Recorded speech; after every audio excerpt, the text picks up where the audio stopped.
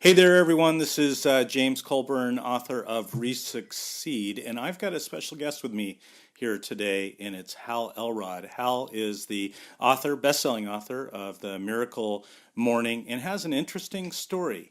Hal actually died at age 20. He was dead for about 6 minutes, broke 11 bones, and was told by doctors that he would never walk again. That kind of changed Hal's direction. And since Hal's kind of the morning guy with the Miracle Morning, and I'm kind of the evening guy with the Epic Evening, I thought I'd bring Hal on and just sit down with him for a few minutes and talk about his brand of success, his view on kind of a morning ritual, and also his feelings around the whole evening ritual and the benefits for those successful and for those moving forward. So, Hal, are you there? James, I'm here and I'm Hey, excited, man. thank I'm you. I'm pumped for you, and I think your message in your book Succeed is going to impact a lot of lives, man. Really cool. Yeah, well, thanks for coming out. I know that we have known each other for a little while now. I've gotten to know kind of your story. You and I have worked together here, and then I'm proud to say that I view you as my coach, also a mentor here on my very first book. And in getting to know you, I don't know, I was just kind of moved by your story, but also really um, your original definition of success and then how that changed over time. Could you share with me a little bit about that? Yeah, and I think that for most people, are the original definition of success for most people is it's around it's very much media driven, right? And our Right. society paints this picture of it's around recognition and achievement and accumulation, right? Mm-hmm. Materialistic monetization, all of those things, and I think that those can definitely play a part. I don't think they're bad necessarily. They can be, but for me, I was really fortunate. When I was 19 years old, I got hired on to sell Cutco cutlery, Cutco kitchen knives, and my mentor was the number one manager in the entire company. So I mean, I was fortunate in that I had the leadership to train me and inspire me and motivate me to succeed at a high level. And up until that point in my life, I was pretty mediocre throughout high school. Never a star athlete or student or anything. I just kind of cruised along and got in trouble a lot. Right. Kind of a class clown. And when I started in Cutco, I saw this opportunity to break the company record where the most Cutco ever sold in your first 10 days. It's called the Fast Start record, and I don't know what, something inside of me. I thought, man, why not me? I'm tired of being mediocre my whole life, Exactly. And I thought I'm going to do this, and I committed to break this company record. And 10 days into it, I broke the record, and it was a huge Oh, celebration, and I got tons of recognition. I made more money in 10 days than I had made in a year before. right. And really, that was the first moment in my life where I went, wow, I can be successful, at least according to what I view success, which is achieving, making money, Mhm. yada, yada, yada, right? Right.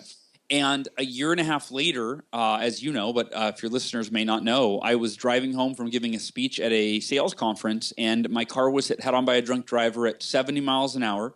My car spun off the drunk driver. The second vehicle, right, just traveling a few car lengths behind me in my rearview mirror, my car spun sideways out off the drunk driver, and this other car hit me in the door, like Wow. right in my driver's side door, broke 11 bones in the left side of my body. I died for Mm, 6 minutes in a coma for 6 days, and was told I would never walk again, and mm, came out of the coma. And that obviously, it creates a mm. pretty profound perspective shift. Oh, big time. Yeah. Yeah. So right there, your whole view of success, your whole kind of definition of kind of climbing the ladder and making sure the needle's pointed upward changed. You kind of, well, basically survived. Yeah. And in that survival, your whole paradigm changed, correct? Yeah, it did, and I mean, it was. It's not something where you go, "Oh, I got it all figured out Yeah. now," right? But it's where you go, "Wait, maybe I'm meant to do more than I'm doing," Right. Right. and also being given kind of a second chance. I had this feeling of this. It was almost a sense of responsibility, like, "Wow, I don't even know exactly where it came from, but I just went, I I feel like I have a responsibility to overcome this adversity in a way that will educate me on how I can help others overcome their adversity. It was this responsibility that I felt toward my friends and my family and even strangers. It's almost like this shift in my work where I went, how can I how can I serve others? How can I, and it started with, in my mind, it was, how do I fulfill my potential so that I can learn how to help other people fulfill their potential? Oh, wow. Yeah. So I mean, obviously, you still need to make money. Sure. All that's still important to you, but now there's just more. There's a little more behind it. So more, meaning, more purpose-driven kind of approach to what you do and why you do it. That's exactly it. And purpose is really the right word. And it still evolved over the next few years. I mean, I still went through phases where I got really focused on success again and breaking records. And I kind of went through these different phases, and I started reading a lot of books on enlightenment and letting go of the ego and all of this. And when it finally clicked for me, here's when it clicked. I had read these books on enlightenment and letting go of my ego, and my income dropped off significantly. This was the real kind of adversity or dark place, if you will, of like trying to figure this out. So I let go of my ego, and my ego was what had been driving me. Like achieving was what had been allowing me to succeed at a high level up until that point. And that's why I love your re-succeeding, or just that philosophy, because what I'm about to share with you is really how I succeeded. And then I found that it was lacking in fulfillment. Mm-hmm. And then when I let go of my ego, I stopped succeeding, and I had to figure out how to re-succeed. Mm-hmm. At a height with a deeper purpose. And so what happened was I had just bought my first new house in 2005. I had two roommates that I were two of my closest friends. I rented rooms to them. And because I had let go of the ego and my income had dropped off, but I still made enough to pay the bills. Well, they looked up to me, and they would see me, not working really that hard because I wasn't trying to achieve anymore. And I saw their sales and their income drop off significantly. And one night I had this epiphany, and I went, wait a minute, I'm hurting my friends who I care about. I'm using this excuse or whether it was justifiable of like, I've let go of my ego, so there's no reason. Why do I need to be number one anymore? Why do I need to, buy fancy thing? I mean, it doesn't make sense. And then it hit me that I need to get back to work. I need to get back to succeeding at the highest level, not for me, not for material wealth or accumulation, not for recognition, but for the people that I love. I've got to live my life in a way that sets the example for them of what it means to fulfill your potential. And the following year, I had my best sales ever. In fact, I doubled my best year ever. So I doubled my income, and I was 5 years into my sales career. Wow. As one of the top reps. And once I shifted my focus off of self and onto a purpose that served the greater good, that to me was that was my re-succeeding, because I doubled my income. So I made more money. I also gave away more money. And not coincidentally, my two friends, my roommates, ended up succeeding at the highest level. They had their best year ever as well. Mm-hmm. And I led a team. And now I look back to that pivotal year, and everything that I've done to this point has followed that sense of purpose. And it was born when I was 20 in the hospital, but it didn't really grab hold. I still kind of fell back into my old ego-driven ways, right? Yeah. And then finally, kind of the perfect storm of that realization in the hospital, combined with maybe it was maturity or just a decision to work from a different place of the reason for the success was going to be about the impact it made in the lives of other people. And now, Miracle Morning, I mean, everything that I do, what Zig Ziglar said is right. I'll close out with the Zig Ziglar quote, which is, you can have everything you want in life if you help enough other people get what they want. Oh, I just love that. I love that. And you do that. Let's talk about that. I mean, you created, you didn't create the morning routine, but you created a book that really just kind of speaks to just the incredible transformational value of waking up an hour early and spending some time on just getting centered. And you created an acronym around that, and you've got a whole community now engaged in A Miracle Morning, as well as events around it and just masterminds around it. I'm super impressed with the game-changing aspects of your book, and I want you to speak a little bit, if you don't mind, about the Miracle Morning and how that got birthed out of all this. Yeah, absolutely. So that was 2008 when the U.S. economy crashed, well, let me paint a picture right before it crashed. So Kind of Armageddon, 2007, right during yeah, Armageddon. exactly, very much so. But 2007, I had or 2005 was my last year selling Cutco, and then I kind of went out with a bang, best year ever. And then I knew going into it, this is my last year. I wanted to be a full-time entrepreneur, where I wanted to start my own business, and so I started a coaching business, doing, leveraging my sales experience and doing sales coaching, as well as a little bit of life coaching. And I wrote my first book, Taking Life Head On. This was 2006, and I bought my first house. Bought a brand new house, refied the house, bought a car, did the whole house. I was living the American dream in 2006, as what became a nightmare. Yeah. And then in 2007, the economy starts to crash, and it was a 6-month kind of downward spiral where I lost over half my clients, lost over half my income. I couldn't pay my mortgage. I canceled my gym membership. My body fat percentage tripled in those 6 months. My debt went from $0 on a credit card, because I paid them off every month. I was a Dave Ramsey student, right, to $52,000 on my credit card, but at that 6-month mark. It just was accumulating. I got really depressed because I was just sinking. It was like quicksand. Nothing I tried was getting me out of this hole that I was, just continuously going deeper and deeper into. And to keep a relatively long story a little shorter, it was a conversation with a friend led me to go on a run. I hated running, so he said, Hal, go on a run. That'll force you to get out of your comfort zone and put yourself in a peak physical, mental, and emotional state each morning, and go for that morning jog or walk or whatever, and then go in and go to work. And he said, while you're on that run, listen to personal development, so that while you're in a peak physical, mental, and emotional state, you can feed your mind something that you can go home or go back to your office and apply to fix your financial situation, right? Grow the business. And the quote I heard on my very first run, which feels very serendipitous looking back, but it was from Jim Rohn. And he said, your level of success will seldom exceed your level of personal development, because success is something you attract by the person you become. Yeah. And whether success is something you attract, create, however you want to put it, that philosophy hit me. I went, wait a minute, I'm not dedicating time to, and I think this is true for almost everybody. I'm not dedicating adequate time every day to my personal development. Therefore, I am not becoming the person that I need to be to attract or create the success that I want in my life. I thought, I've got to go home. I got to dedicate a solid hour, and I got to go figure out what are the world's most proven, timeless, effective personal development practices, or what's the most powerful practice that I can do during that hour that will accelerate my personal development, so that I can become the person that I need to be in terms of my knowledge and my skill and my ability and my habits and everything else, so that I can quickly create the success that I had, but that I want to get back to. Yeah.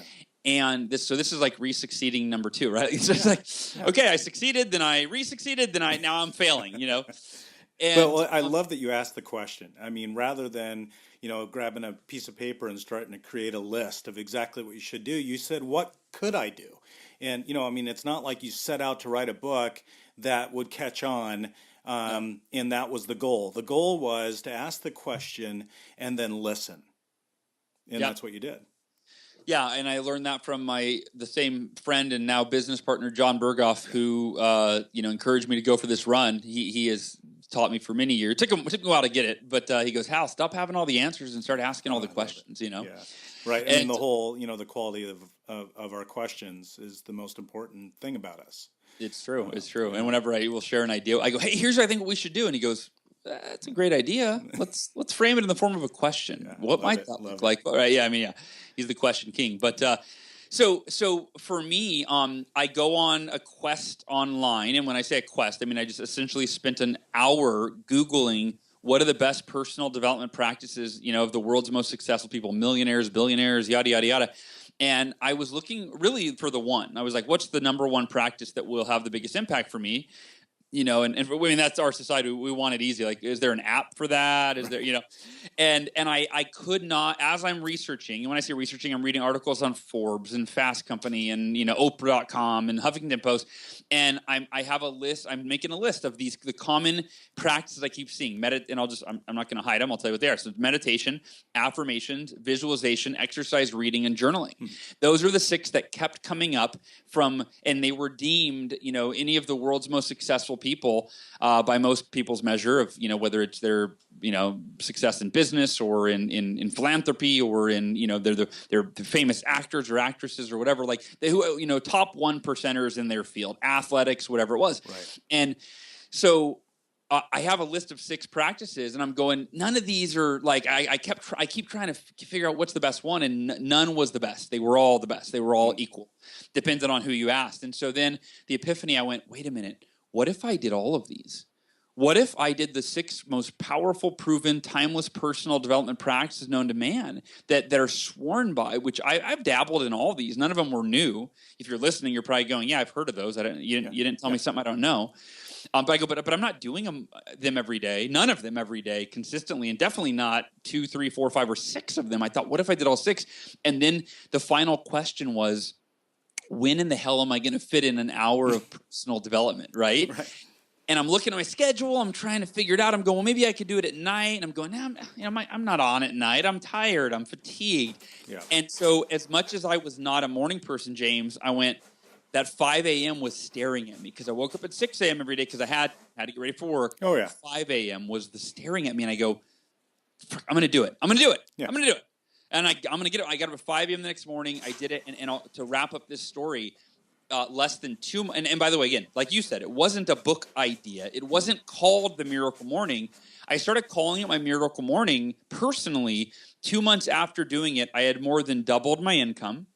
I went from being in the worst shape, and this is just 2 months. I didn't think it happened this fast. 2 months, I've doubled my income. I went from being in the worst shape of my life physically, having tripled my body fat percentage and not exercised one time in 6 months, to committing to run a 52-mile ultra marathon because I hated running. And I thought, what a better way to force myself to become the person that I need to be. And then last but not least, I was really depressed at that time in my life because of this hole I was digging. My depression went away the very first day. Wow. Or at least it was on the back burner. It was lifted. It was on the back burner. It was like, I don't have time for depression. I'm growing. I'm committed, Right. And so because my life had transformed so fast, I started calling it my Miracle Morning, and a week later, a coaching client asked me if I had a morning ritual, and it just felt, again, serendipitous. I went, oh, do I ever? I told her about it, and she goes, I'm not a morning person, but Hal, I just keep reading about the importance of morning rituals, and we get on the phone 2 weeks later, and she goes, Hal, I did what you said. I followed your little tips on moving the alarm clock, all the little things that I, of course, now teach in the book, and she goes, I am a morning person 2 weeks later, and I just had the best 2 weeks in my sales career. And I read an entire self-help book from start to finish, which has been on my shelf for months. And she goes, and I took your advice and started running again. And that was when the light bulb went off. And I went, if this could change my life this fast, and it could change Katie's life this fast, and neither of us have ever in our entire lives been morning people, this could change any person on the planet's life probably pretty quickly, even if they're not a morning person. And it took me 3 years, but now the Miracle Morning, as you said, there's hundreds of thousands of people around the world that have read the book. We've got this community. They're doing it every day, and I'm still kind of in awe of it. But I still do my Miracle Morning, 8 years later, every single morning. Well, Hal, so as you know, I mean, I have written a book about an evening ritual, just what I call epic evenings. And what's really interesting is that, I've heard the same kind of shoot, I can't be a morning, guy. And yet, interestingly enough, the whole evening ritual sets you up better to be a morning guy or a girl by literally setting into motion or planting the seeds for your miracle morning right before you go to bed. So what I'm interested in is hearing from you on your thoughts about an evening ritual. I mean, you've got a morning ritual put together, but what do you do in the evening? Yeah, I've got a lot of people that ask me, when are you going to write the miracle evening, right? Doesn't and I ring always quite as well. Yeah, exactly. Yeah, the excellent evening, or we'll figure it out. We'll re-succeed. Exactly. There you go. So, but no, when it comes, so I always tell people that a miracle morning does not start when the alarm goes off. It starts the night before. All right. It starts with the mindset that you create the night before. Part of that is your commitment to waking up in the morning. So most people make the decision on whether or not they're going to get out of bed when the alarm goes off at whatever time that is. And those first few moments are typically when our willpower is the lowest and our resistance is the highest. And what I found, part of the miracle morning is I have people can download these bedtime affirmations, right. And what I found for me is that I needed to kind of visualize that and commit emotionally that when the alarm goes off, knowing that the first few minutes, you're groggy typically. Right. I've got to commit to get out of bed those first few minutes. So my first step was I moved my alarm clock all the way across the room as far as I could. For me, it was actually in my, the master bathroom, so because I could hear it. And that way, and so that was step one, and that was a huge game changer. Was just simply the fact that to turn off the alarm, I had to be standing upright and I had to have already taken 10 steps. And my level of motivation to wake up on a scale of 1 to 10, when the alarm goes off, if it's in arm's reach on the bedside table, you're at like a 1. You're going to hit snooze. I still hit snooze if that's the case. But if you've got to get out of bed and walk across the room, that's part one. And part two is creating that intention before you go to bed, committing that when the alarm goes off and I turn it off, even if I'm compelled to go back to bed, I'm not going to. And you've got those first few minutes already mapped out. So for me, the alarm goes off, then I brush my teeth, and every minute that goes by, I'm feeling a little more awake, a little more alert. The blood's flowing, right? Oxygen's going to my brain. Right. Then I drink a full glass of water and I rehydrate, right? So kind of that is the process. Now, specific though, I want to share what I think is one of the most important parts of the evening ritual. So those are kind of the logistics of, all right, how do you set yourself up to wake up in the morning for the morning ritual? But I know, you and I have worked together, so I know kind of what you teach. And what I think is so powerful is I believe people ask me, what, Hal, is the most, do you have a favorite one of your 6, what are now known, as you mentioned, with the acronym, the SAVERS, silence, affirmations, visualization, exercise, reading, or scribing. Those 6 practices are an acronym as organized in the SAVERS. They say, well, do you have a favorite? And I say, absolutely. It is affirmations. For me, written affirmations, not the way they've been taught, by gurus, where I am a millionaire, I am fantastic, I am amazing. It's like, no, I want practical that's cool results. Yeah, I want results-oriented actionable affirmations that reprogram my subconscious with the beliefs and the focus that I need to move in the direction of whatever I want to achieve, right? That's the way I do affirmations. So what I tell people is morning affirmations, any affirmation programs your subconscious, but morning affirmations more direct your conscious mind and then therefore your behavior. So if you're reading an affirmation that's reminding you of what you want, why you want it, and the actions you're committed to taking or that you must take to achieve that result, that then, for me, I go, okay, I pull out my schedule and I'll literally go, okay, do I have, are my activities that are scheduled reflecting that affirmation, right? In line with that, right? Yeah, it really directs my conscious mind and my behavior. But here's the deal. In terms of the impact that affirmations make on your conscious mind in the morning, it is limited because as soon, you're awake, you're going from, let's say you're reading your affirmation. So that's one stimuli. As soon as you're done reading your affirmations, you go into a new stimuli, whether that's jumping into email or even just reading a book. The impact of those affirmations is now it's distracted. It's dispersed, right? Yeah. But affirmations at night are a game changer. And I learned about the power of these in a book that I believe you and I both read by Dan Kennedy, or he rewrote it, called Psycho-Cybernetics. It was originally written by Maxwell Maltz. And the idea, at least my philosophy based on that, is that when you read affirmations before bed, then you go to sleep. So there is no more external stimuli. You're now literally reprogramming your subconscious mind, kind of like programming a computer to adopt the mindset, the beliefs, whatever it is that you need to program into your subconscious. You do that before bed. And that's why when you and I started talking about this and you're talking about the evening, I'm going, this is it. I'm the morning guy. Like you are, you can be the evening guy. And then really it's something that people don't understand the power of it. So.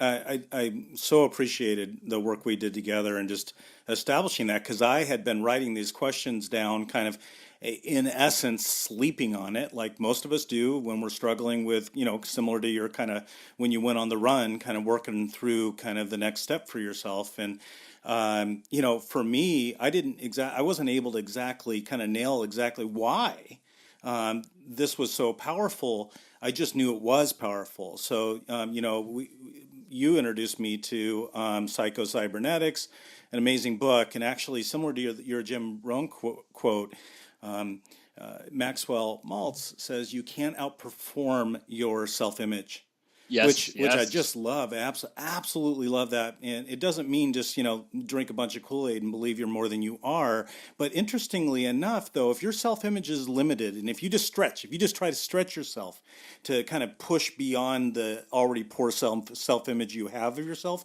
or the limited self-image that you have of yourself, you'll snap back. So you actually have to become the larger self-image before you'll get there. And how do you do that? I mean, it starts in the evening. Yeah. Bookending the night with the epic evening and the miracle morning is such a game changer for me. I mean, the miracle morning was cemented into my mind when I read your book, and then just the whole aspect, those affirmations, which in Re-Succeed, in the book I wrote, I speak about affirmations in the form of a question, really asking the question about things that you don't yet know the answers to, believing in your creative mind, your subconscious, and the miraculous to deliver those answers. And if you do this, consistently and every day, what's interesting is you work on that kind of sleep on it muscle. And little Yeah. by little, all of a sudden, those answers come to you in abundance. Hal, we're running out of time here, but I wanted to, number one, thank you for writing an endorsement for my book and then just agreeing to write the foreword for my book. That's an incredible, I don't know, just an incredible show of support. And I just respect you so much and your help with my book, as well as just coming on this interview. And I consider you a friend. And I just thank you for that, Hal. Yeah, it's an honor, and I wouldn't write the forward for a book that I didn't really believe in. So I hope everybody listening, if you haven't already picked up a copy of Re-Succeed, do so. Yeah. And yeah, and the Miracle Morning, of course, they make a good couple, you know. That's great. And then, hey, Hal, how can people find out more about you and your book and your coaching and your events? Yeah, I always tell people, miraclemorning.com is kind of the hub for things, but the Miracle Morning community is our Facebook group, and that is, I mean, that's the most engaged online community I've ever seen. And I always tell people, plug in there even if you haven't read the book, and it'll inspire you. But the book, of course, Amazon.com, you can get it. If you go to Amazon, it'll, right there directs you to the Kindle or the paperback or the hardcover or the Audible version. And then if you're an iBooks user, you can get the book on iBooks. But yeah, James, man, I'm excited to see you and the impact that Re-Succeed is going to make, and to see a lot of these folks. I think it's just going to enhance the Miracle Morning when they're doing your evening ritual as well. Oh, well, thank you, Hal, and I appreciate your time. And to get a few chapters of my book, you can go to jamescolburn.net for 4 free chapters, as well as download a checklist, an evening, kind of epic evening checklist of things to do to prepare yourself for the last 3 to 5 minutes right before you go to bed. Hal, thank you so much for coming out and meeting with me, and I just really appreciate all the words today and all your thoughts and your excitement and your energy for life. Ditto, brother. Well, I appreciate you and everyone that tuned in, man. Thanks for listening, and James and I will talk to you soon. All right, thanks, Hal.